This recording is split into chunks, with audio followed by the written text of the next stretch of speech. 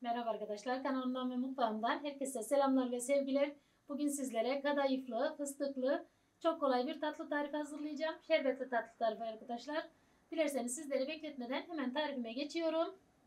Öncelikle yoğurma kabıma bir tane yumurtayı kırıyorum. Herkes bu tatlıyı evinde kolaylıkla yapabilir. Katı yağ kullanmıyoruz. 1 su bardağı sıvı yağ ekliyoruz. 1 su bardağı irmik, 1 paket kabartma tozu, 1 paket de şekerli vanilin ekliyorum.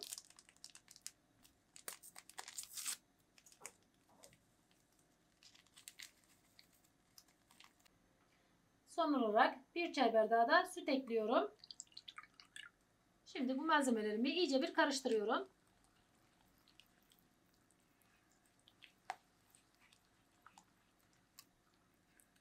Kanalımda çok güzel şerbetli tatlı tariflerim var arkadaşlar. Hepsi de çok kolay.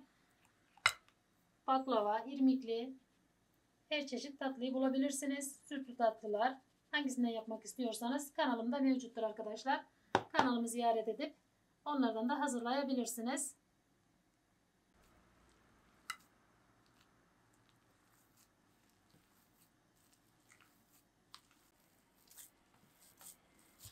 Hamurumu 3-4 dakika boyunca güzelce yoğurdum arkadaşlar. Bu hamur dağılan bir hamur. Diğerleri gibi değil. Gördüğünüz gibi içinde irmik olduğu için dağılıyor. Elimizden geldiği kadar toparlamaya çalışacağız. Bu arada tam 3 su bardağı da un kullandım arkadaşlar.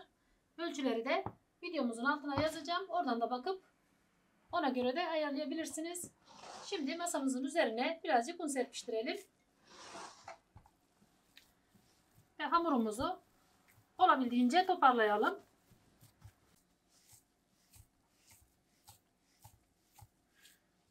Hamurumu olabildiğince toparladım arkadaşlar. Şöyle kenara alıyorum. İç malzemesini hazırlıyorum. Şöyle bir dilim kadayıf aldım arkadaşlar. Şöyle ufalıyorum.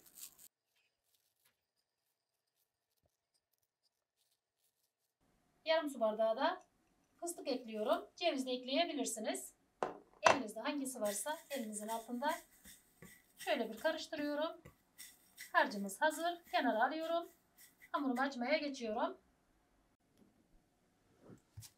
Bu arada da hamurum biraz dinlendi arkadaşlar.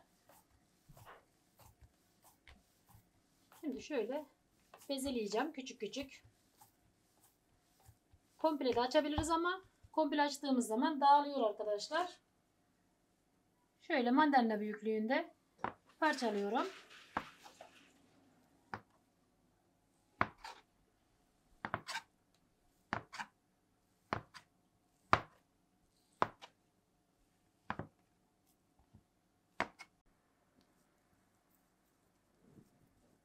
Hamurumdan şöyle mandalina büyüklüğünde alıyorum arkadaşlar. Şöyle avucumun içinde dağılmaması için birazcık sıkıştırıyorum. Daha sonra yuvarlıyorum.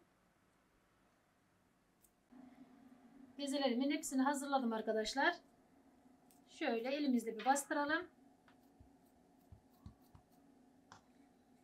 Daha sonra oklavayla şöyle birazcık açmamız yeterli olur.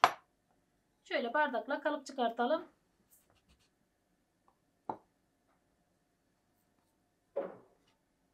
Daha sonra hazırlamış olduğumuz iç harcımızdan şöyle içine aldığı kadar koyalım.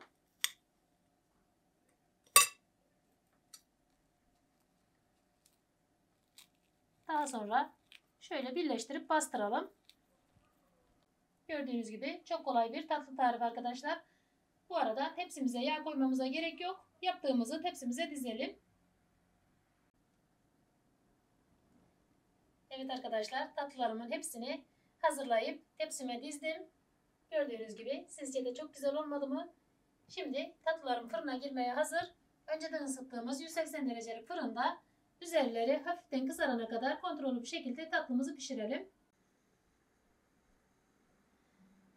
Tatlımızın hamurunu pişirdim arkadaşlar. Gördüğünüz gibi üzeri birazcık kızarana kadar fırında beklettim. Fırında süre vermiyorum arkadaşlar. Bazı fırınlar erken pişirirken bazıları biraz geç pişirebiliyor. O yüzden üzeri kızarana kadar pişirmeniz yeterli olur. Şimdi şerbetini hazırlıyoruz. Şöyle derince bir kaseye 3 su bardağı şeker alıyorum.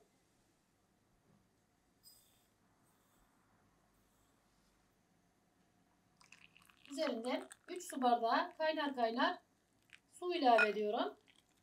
Şerbeti kaynatmadığımız için kaynar kaynar su ilave ediyoruz.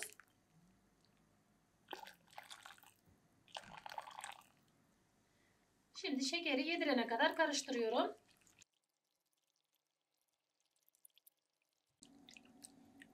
Şekeri tamamen kaybolana kadar karıştırdık. Şöyle çeyrek limonun suyunu birazcık sıkıyorum. Şöyle bir daha karıştırıp bir 5 dakika soğumaya bırakalım. Şerbeti bir 5 dakika dinlendirdim. Birazcık soğuttum arkadaşlar. Bu arada tatlımız da 5 dakika dinlenmiş oldu. İkisinin de ön sıcaklığı çıktı. Şimdi şerbetimizi veriyoruz. Kepçeyle hepsinin üzerinden gezdire gezdire dökelim.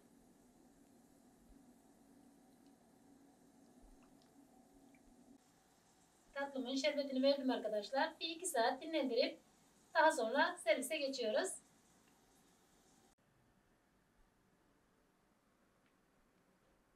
Tatlılarımı 2 saat dinlendirdim arkadaşlar.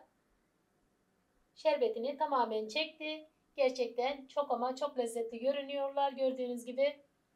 Şimdi servise geçiyorum. Evet arkadaşlar. Tatlımdan 2-3 tane alıp servis ettim. Mutlaka ve mutlaka bu tatlıyı deneyin arkadaşlar. Hem kolay hem lezzetli hem de az malzemeli.